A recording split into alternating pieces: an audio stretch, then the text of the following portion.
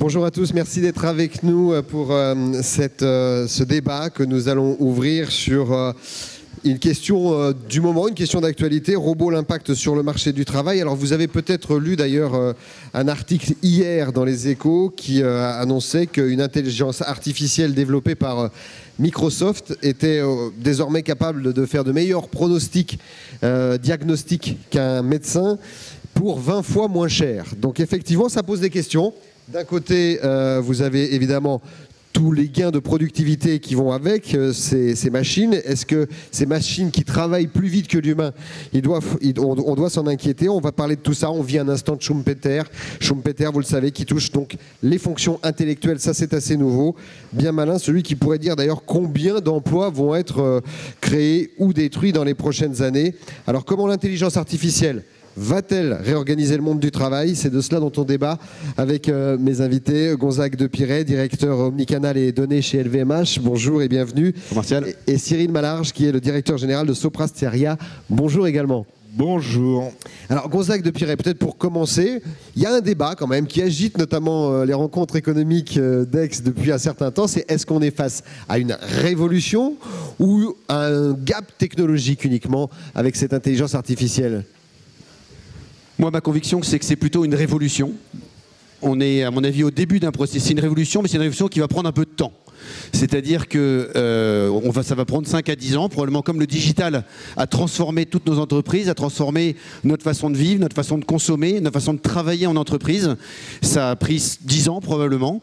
Là, la technologie va quand même très très vite, ça veut dire peut-être un peu moins que 10 ans. Ouais. Donc ça va prendre 5 ans, mais on a une révolution de cet ordre-là. Cyril Malarge, c'est ce que vous observez aussi, vous, au sein des entreprises que vous accompagnez, cette vitesse quand même qui est assez nouvelle. Oui, c'est une vitesse exponentielle, hein, c'est sûr. Après, moi je dirais plutôt que c'est une transformation. Il y a une petite nuance peut-être, mais je comprends hein, le terme révolution, mais pour moi c'est une transformation parce que quelque part, on en a vécu d'autres. Il y a eu la première révolution industrielle, fin 18e, début 19e, mécanisation, machine à vapeur, textile, sidérurgie. On a vu derrière ce qui se passait. La deuxième, un siècle plus tard, l'électricité, les télécoms, le moteur à explosion, le secteur automobile, l'énergie, etc. On parlait de révolution, c'était une transformation. Le secteur informatique, entre 70 et 2000, les ordinateurs, les logiciels, l'Internet, donc il n'y a plus eu de dactylo, mais il y a eu du traitement de texte pour tout le monde. Voilà, transformation. Et puis maintenant, la quatrième vague, le numérique, hein, depuis le début des années, enfin plutôt le milieu des années 2000 jusqu'à maintenant, les smartphones, les plateformes, le cloud, la data et l'IA. À chaque fois, on constate transformation des compétences, transformation du travail, nécessité de politique d'accompagnement. Mais pas de rupture. Vous voyez ça comme une continuité, vous? Une continuité dans quelque chose qui va très vite. Voilà. Alors, justement, Gonzague de Piret, j'ai envie de vous dire, quand on dit LVMH, on se dit a priori, des sacs à main, on n'est quand même pas forcément dérangé par l'intelligence artificielle, vu comme ça, au premier coup d'œil. Martial, c'est vrai que c'est assez juste que, de façade, il y a un peu un antagonisme, ou il y a des antagonismes entre le luxe et l'intelligence artificielle ou même la technologie d'une manière générale. Et c'est pas, on comprend bien cet antagonisme. Le luxe, c'est avant tout une histoire humaine. C'est une création artistique, c'est de l'artisanat, c'est de la vente en magasin. Chez nous, le e-commerce, c'est tout petit. C'est aussi des expériences sensorielles uniques qu'on fait vivre à nos clients grâce à des produits d'une extrême qualité, avec des matières premières incroyables, des fibres de cachemire d'une finesse 8 fois plus fine qu'un cheveu chez l'Europiana. Ce qu'on va vendre aussi, c'est un peu dans le luxe, c'est une espèce de saveur du temps long, de la tradition. Et face à ce que tu disais, Cyril, le tourbillon de la technologie qui accélère, etc. Le luxe, c'est un peu le havre de paix dans tout ça. Donc on se dit, oui, là, on est sur deux trucs qui sont un peu séparés. Vous avez intérêt, vous-même, à vendre plutôt l'artisan que l'IA. Vous avez intérêt à la cacher. C'est ce qu'on vend, c'est exactement ce qu'on vend. Est-ce que pour autant, on ne met pas de technologie? La réponse, c'est non. Parce que ce qu'on va vendre, c'est de l'excellence. Et la question, c'est est-ce qu'on peut mettre la technologie au service de l'excellence, qui est d'un côté sans le rejet de la technologie, qui serait probablement une erreur même concurrentielle, mais d'un autre côté, pas non plus une absorption de l'artisanat par des machines, des robots ou de l'intelligence artificielle, parce que là, on perdrait notre âme. Donc, on a créé ce concept que nous, on appelle de Quiet Tech, c'est-à-dire une technologie qui est présente partout, mais visible nulle part. Ouais. Voilà, une technologie qui laisse toute sa place au réel. Pas au virtuel, au réel que l'on vient chercher en tant que produit et en tant qu'expérience. Et donc finalement, une IA qui deviendrait bien plus un grand complément qu'un grand remplacement. Ça veut dire que vos vendeurs, par exemple, vont être aidés par l'intelligence artificielle sans que forcément je m'en rende compte si je vais dans un magasin. C'est ça l'idée? C'est exactement ça. Vous allez dans un magasin pour faire un achat de luxe. C'est un achat qui, par essence, va prendre du temps. Le client, quand il va faire cet achat de luxe, qui est un produit désiré depuis longtemps, voilà, on va prendre au moins 1 heure de discussion avec un vendeur pour faire cet achat-là. Et ça fait partie de l'expérience. Et le vendeur va nous parler de nous-mêmes, va nous parler de la marque, du créateur, du produit, de sa nature, de sa source, etc. Et on va rentrer dans le rêve. Et ça fait partie de l'expérience d'achat. Il ne faudrait surtout pas la supprimer. Mais ce que va faire le vendeur dans sa journée, 3/4 du temps, c'est ça. Mais 1/4 du temps, c'est plein de tâches en back-office. Donc en fait, grâce à l'intelligence artificielle, on va pouvoir doper son smartphone qui a du clienteling dedans, et on va pouvoir lui mettre plein d'IA et de GenAI dedans pour qu'il soit lui-même beaucoup plus efficace dans ses tâches de back-office, pour pouvoir libérer du temps pour le client. Et ça va être un temps qui va être libéré non seulement quantitatif, mais qualitatif. Parce qu'on voit bien que s'il est 3 fois plus rapide, bah, ça va être plus de temps pour les clients. Donc c'est en quantité. Mais en qualité également. C'est-à-dire que si, en fait, la cliente arrive et le vendeur se dit « mince, est-ce que cet escarpin en fuchsia, je l'ai en taille 38 ou pas dans mon stock ?» C'est terrible. Ce stress, cette angoisse-là, qui vous fait sourire, mais qui est réelle chez les vendeurs, parce que vous n'allez pas souvent dans les boutiques de luxe. Oui, j'achète assez peu d'escarpins violets, c'est vrai. Non, mais cette angoisse-là fait qu'on n'est pas 100% émotionnellement connecté avec le client quand on est vendeur. Si en fait on a l'outil qui nous dit « je sais tout comment se résoudre les problèmes », je serai qualitativement encore plus présent à ma cliente. Cyril Malarge, ça veut dire donc que l'intelligence artificielle, elle doit être au service finalement des salariés au sens large dans l'entreprise.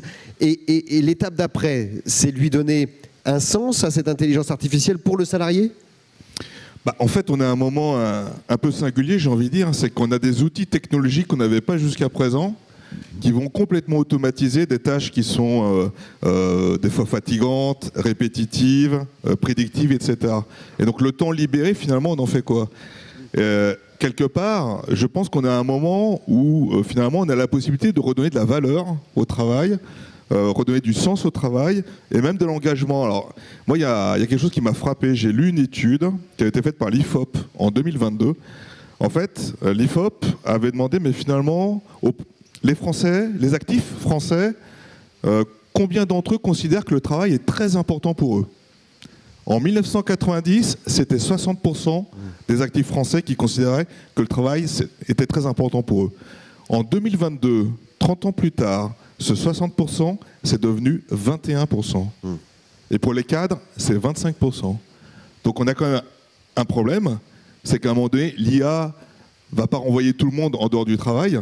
Et donc quelque part, on a un moment où on se dit, on est capable d'automatiser, et finalement, il faut repositionner l'humain, j'ai envie de dire, en valorisation de l'usage de l'IA. Je vais prendre un exemple, par exemple, chez Soprasteria. On est une entreprise de services numériques, d'accord, 50 000 ingénieurs et consultants. Notre travail, c'est de fournir des services numériques. On a posé un projet, une mission qui consiste à dire, bah, nous, notre rôle chez Soprasteria, c'est d'utiliser la technologie, d'utiliser le progrès technologique pour servir les enjeux de responsabilité, les enjeux de souveraineté en Europe. Et donc, quand un développeur utilise de l'IA, des outils d'intelligence artificielle, il récupère le code généré, mais son boulot à lui, et ce sera de plus en plus le cas, c'est d'y apporter une valeur d'éthique, une valeur de sécurité, une valeur frugale, être sûr que ce code consomme moins de ressources et éco-responsable, etc. il n'a pas perdu son travail. Son travail, il se transforme et il comprend ce qu'il fait et ça donne du sens à ce qu'il fait. Et je pense que de plus en plus, il va falloir travailler sur ces sujets-là parce que, autre exemple, autre stat, 69% des 18-25 ans aujourd'hui considèrent que l'IA va les remplacer. Oui. Donc on a un gros travail de pédagogie à faire. Hein. Et si on est honnête, Cyril Malarge, les entreprises que vous avez, les chefs d'entreprise, les directeurs financiers que vous avez en face de vous, eux, ils se disent, si je gagne 20% en productivité, est-ce que je ne suis pas tenté de gagner 20% en masse salariale, en fait? Bah déjà, ils ne gagnent pas 20% de productivité grâce à l'IA aujourd'hui. Ça prendra un certain temps parce que ça, c'est le fantasme. Vous voyez l'idée, quoi. Voilà, de l'IA massive, etc. Dans les faits, ça ne se passe pas et va y avoir un certain temps quand même. Donc, quelque part, pendant que la technologie va s'industrialiser, bah, les compétences vont se transformer, le travail va se transformer. Donc, quelque part, il va y avoir un équilibre entre la recherche de plus de productivité et en même temps délivrer plus de valeur aux clients, plus d'usage, plus de services, plus de qualité. Donc une partie de ces gains-là vont être réinvestis de toute façon sur plus de valeur parce que la concurrence nous amènera à faire ça. Oui.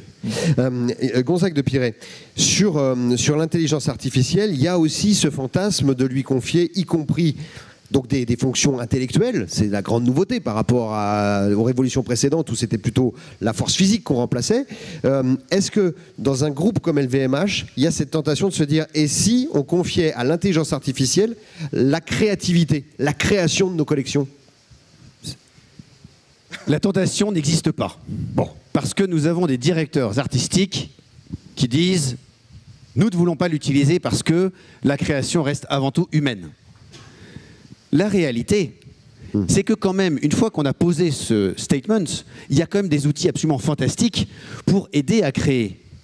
Et donc, bon, soit on vit, on casse les yeux et on se dit c'est pas très grave, on verra bien ce qui se passe, ou bien alors on se dit on va quand même adresser ce sujet-là de IA et créativité parce que on voit bien qu'il y a un risque.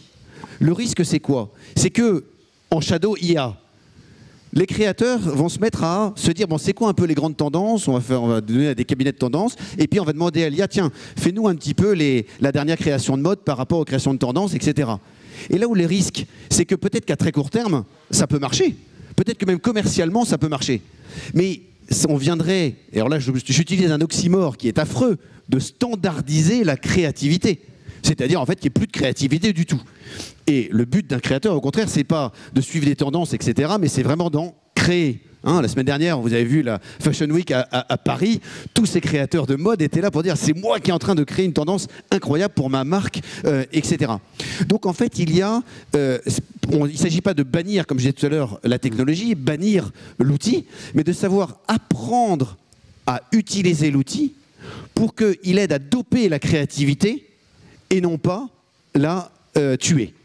Et donc voilà, on s'est même donné donc on a des outils, mais aussi des règles de comment utiliser ces outils-là pour que ça puisse doper la créativité et non pas l'amoindrir.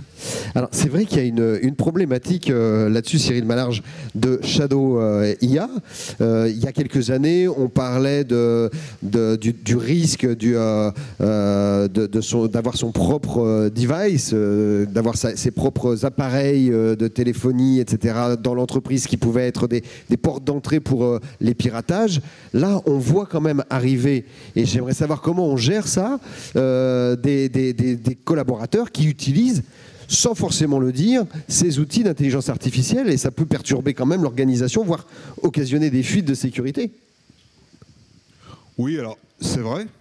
Et en même temps, c'est pas nouveau parce que finalement, à chaque fois qu'on a eu une nouvelle technologie qui est apparue, qui a émergé, et que finalement l'usage individuel a pris le pas sur le milieu professionnel, à chaque fois les entreprises se sont adaptées et ont réussi à intégrer ces éléments-là. Donc j'ai envie de dire, c'est à peu près pareil. Après, on a quand même... on est en Europe, et donc en Europe, on régule. Hein. Et donc les entreprises sont censées appliquer la régulation. Alors, je ne suis pas un chantre du tout de la régulation, je ne veux pas qu'il y ait de malentendus quand même, mais quelque part, il y a quand même quelque chose qui a été posé en mars 2024, qui est plutôt bien de ce point de vue-là, c'est l'AI Act. Hein. Et avec l'AI Act, finalement, c'est normalement... la garantie qu'on déploie des systèmes d'intelligence artificielle qui soient sûrs, qui soient éthiques, qui respecte les droits fondamentaux, qui soit transparent et qui soit auditable. Voilà. Oui. Donc quelque part, il y a quand même une base qui vient aussi aider les entreprises à gérer cet aspect-là. Et quelque part, moi je trouve ça plutôt bien que les salariés soient curieux, soient ouverts, viennent avec leurs outillages aussi, leur matériel, chargent l'entreprise de l'intégrer intelligemment. Par rapport à cette problématique de la controverse là, sur les robots, parce que bon, quand on dit robot, évidemment, on pense un tout petit peu Terminator et autres science-fiction, mais est-ce que l'intelligence artificielle, c'est de l'humain augmenté en réalité? C'est-à-dire juste un outil, quoi, mais qui aide l'humain? Pour moi, c'est ça. Hein. Quand on a inventé la calculatrice, on n'a pas tué les mathématiciens. Hein. Il y a toujours des mathématiciens. Ni quand les on a comptables. inventé des scanners, les médecins, ils ont amélioré leur diagnostic grâce à ça. Et donc, quelque part, c'est un nouvel outil mis à disposition pour délivrer plus de valeur. Et puis, quelque part, et je reviens sur le mot révolution, ça peut révolutionner. Je prends le secteur de la santé. On n'est qu'au début de l'IA. Peut-être que grâce à ça, on va pouvoir trouver des remèdes, traiter des maladies incurables, aller beaucoup plus vite sur le traitement des cancers, etc. Donc quelque part, il faut être attentif, hein, évidemment, dans l'usage de l'IA. Et en même temps, il y a un potentiel incroyable pour pouvoir traiter aujourd'hui des problèmes absolument impossibles à résoudre. Gonzague de Piré.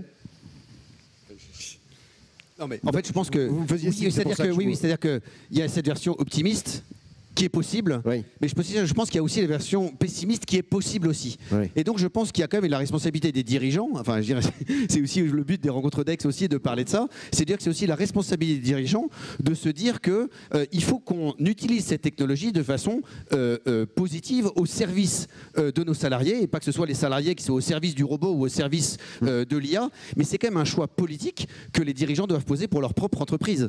Voilà, donc c'est là où je pense que voilà, je pense qu'on peut être optimiste, comme tu l'as dit Cyril, mais je pense que ça résulte d'un choix que les dirigeants doivent faire. Et de bien mettre, de dire, nous on l'a posé dans une charte en interne chez nous de l'IA responsable, qui est fondamentale absolument chez nous, c'est de dire, on veut que l'IA soit au service de l'humain, et non pas l'humain au service de l'IA, et que l'humain reste vraiment au centre, et que justement on cherche à augmenter nos personnes, qu'on cherche à libérer les talents pour créer plus de valeur pour les clients. Mais voilà, je pense que ça résulte d'un choix politique. Et moi, et ça va nous rapprocher là-dessus, parce que je pense qu'il faut être lucide. Les dirigeants doivent être lucides. Typiquement, il ne faut pas en avoir peur. Le meilleur moyen de ne pas en avoir peur, c'est d'anticiper. Donc l'IA, de toute façon, sera partout. Donc finalement, la responsabilité d'un dirigeant d'entreprise, c'est de faire en sorte que l'ensemble de ses salariés puissent se doter de ce nouvel outil-là, se former et puissent justement l'utiliser au quotidien pour éviter d'être mis sur le bas-côté de la route. Ce qui est très important, et ça rejoint la formation, de plus en plus, et c'est de plus en plus vrai, la formation continue va être un élément absolument différenciant. Chez Soprasteria, on y consacre 7% de notre masse salariale. Alors pourquoi ? Parce qu'une technologie, aujourd'hui, a une espérance de vie de 5 ans, pas plus. Ouais. Donc de toute façon, on passe notre temps à former nos salariés. C'est extrêmement important. Et ce qui est vrai pour nous, parce qu'on a une boîte de tech, je pense, va être de plus en plus vrai pour l'ensemble des domaines. Et donc c'est ça le maître mot, c'est la lucidité et l'anticipation pour préparer l'avenir. Mais ça veut dire que l'IA peut aussi responsabiliser les entreprises dans la formation, puisqu'on sait que souvent cette formation continue pendant le cursus professionnel est un peu un point faible dans les entreprises. C'est pas toujours bien fait, cette formation-là. Là, il va y avoir une nécessité. Oui, parce que finalement, ça va être un sujet de compétitivité, et à un moment donné, le dirigeant va être aussi amené à se dire, si je veux utiliser au mieux l'IA, il faut que je forme mes collaborateurs pour qu'ils en fassent le meilleur usage. Et à l'arrivée, tout le monde est gagnant. Et alors Gonzague, justement, ça veut dire aussi que ce temps dégagé peut-être par la productivité liée à l'IA va pouvoir être mis à profit en se subgradant soi-même, en se formant. C'est un peu ça aussi. Exactement. Je pense que sur la formation, il y a deux niveaux de formation. Il y a le niveau de la formation à l'outil lui-même, voilà, etc. Et qui, en fait, et donc nous on a fait des formations pour nos 200 000 collaborateurs. On a lancé des grands trucs, des grands programmes, etc. Des fast track pour cette formation. Ça, c'est pour apprendre vraiment l'outil lui-même. Mais après, il y a un deuxième niveau de formation, et en fait, on s'est aperçu que celui-là était absolument critique. C'est l'usage, comme tu l'as dit, Cyril, c'est l'usage de l'IA. Je reviens sur le vendeur en question. Bon, finalement, utiliser son app de clienteling, etc. Bon, je veux dire, les gens, ils sont pas bêtes. Les outils développés par nos super fournisseurs sont absolument excellents. L'UX est parfaite. Et donc, en 1 minute 30, on sait utiliser l'outil. En fait, c'est pas le problème. Par contre, d'apprendre au vendeur que l'outil est super puissant, mais que par contre, on ne le sort pas, l'outil. On ne sort pas son smartphone sur le shop floor, alors que c'est super tentant. Pour pas avoir un écran entre le vendeur et le client. Et au contraire, on le met dans la poche et on parle avec le client, on s'engage avec lui. Ce qui n'empêche pas au bout d'un moment de s'asseoir et puis ensuite on va regarder ensemble l'écran, etc. Ça c'est autre chose. Mais cet apprentissage-là, de la bonne utilisation, du bon usage, en fait s'avère le plus important et le plus critique pour bien rester fidèle aux valeurs de l'entreprise. Donc en l'occurrence pour nous, voilà, c'est cette valeur de la relation humaine au moment de la vente, etc. qui est absolument critique. Et voilà, pour bien la mettre au service d'eux et non pas en remplacement. Alors c'est vrai qu'on l'a dit, une des originalités de cette évolution ou révolution de l'intelligence artificielle, c'est qu'elle attaque les métiers intellectuels par rapport à avant. Il y a aussi, je trouve, Cyril Malargé, une originalité qui est liée à ceux que ça concerne ou ceux que ça challenge. C'est-à-dire qu'aujourd'hui, cette intelligence artificielle, finalement, n'est pas un danger pour les seniors, ce qui, pour une révolution technologique, est quand même rare. D'habitude, c'est souvent les seniors, les plus âgés de l'entreprise, qui vont être mis de côté à cause de cette révolution technologique. Et que c'est peut-être la place des juniors qu'il faut arriver à trouver quand on est un jeune débutant challengé par une machine qui fait très bien le boulot. Bah, ça dépend, je ne suis pas tout à fait d'accord avec la question parce que vous pouvez avoir des seniors qui peuvent être mis sacrément en difficulté avec l'arrivée de l'IA. Donc je pense que ce n'est pas lié forcément que à la seniorité, c'est lié aussi au domaine d'activité, au type de métier, etc. Je pense que c'est très dépendant de ça. Après, tu poses une excellente question, c'est quelle est la place des juniors dans tout ça et comment je fabrique des seniors si les juniors sont remplacés par de l'IA. La bonne nouvelle, c'est que les juniors ne seront pas remplacés par l'IA. Alors 60%, je le disais, y croient, mais il va falloir qu'on leur explique que ce n'est pas vrai. Hein.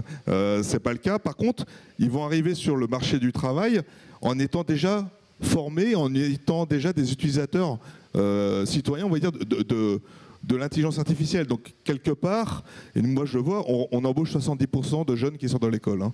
Donc, c'est un vrai sujet pour nous.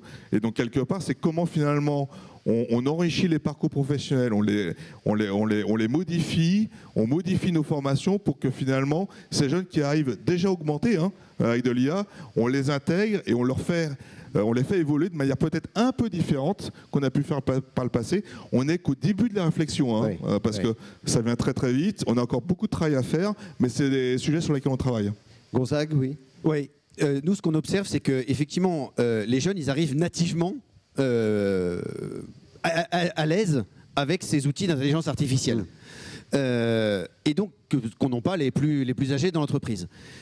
Après, les outils s'acquièrent facilement. Moi, quand j'ai commencé ma carrière, j'avais pas de smartphone et bon, bah voilà, je m'y suis mis et je pense pas être le plus idiot en smartphone. Donc, je pense qu'on peut s'y mettre, c'est pas un problème. Ça, c'est le travail que doivent faire les seniors.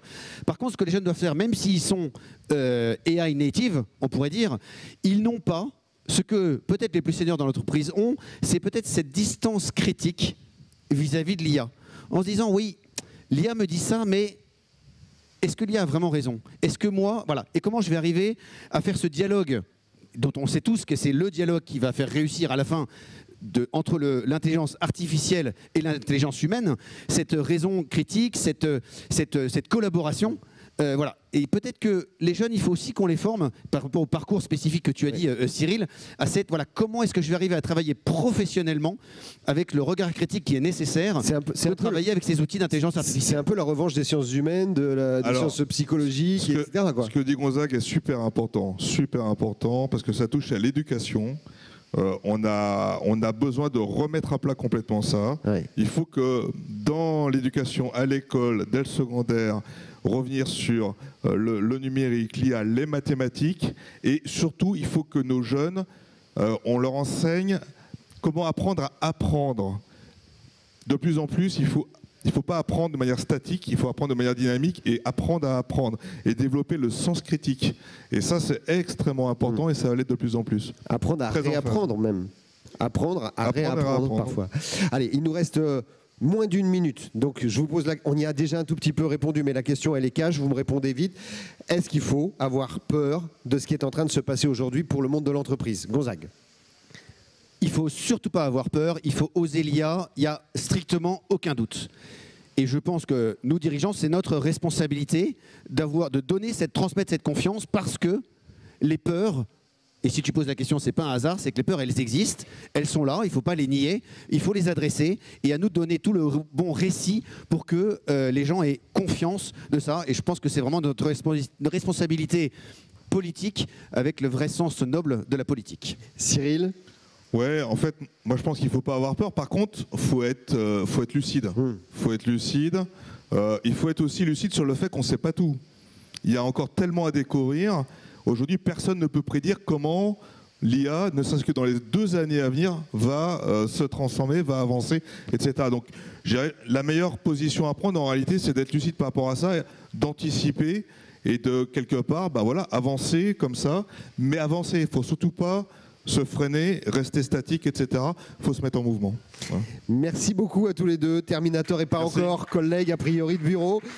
Merci pour ce débat. Gonzague de Pirey, directeur omnicanal et données LVMH, et Cyril Malarge, directeur général de Sopra Steria. Bonne continuation pour ces rencontres d'Aix.